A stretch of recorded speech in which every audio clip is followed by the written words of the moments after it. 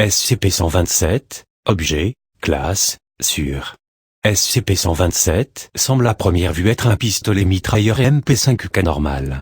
Des tests ont révélé qu'en dehors de la coque extérieure en acier, la totalité de l'arme à feu est organique et vivante. Les munitions de l'arme semblèrent être des dents humaines. Cependant, les tests ADN des dents n'ont pas entraîné de correspondance pour toutes les espèces connues de la planète.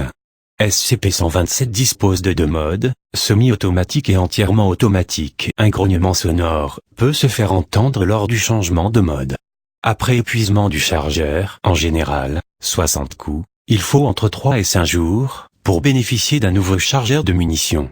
Les tentatives visant à retirer le chargeur ont abouti à un échec, il semble être attaché en permanence à l'arme.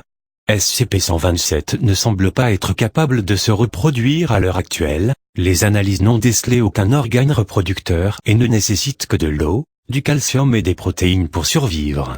SCP-127 a été initialement retrouvé dans la maison d'un certain monsieur, données supprimées, qui a été trouvé mort d'une crise cardiaque, dans la nuit du 17 novembre 1991.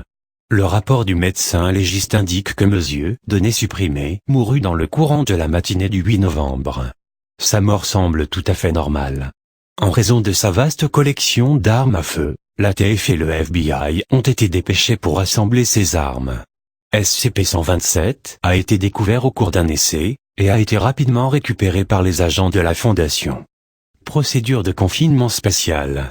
SCP-127 n'est pas considéré comme plus dangereux qu'une arme à feu normale du même type.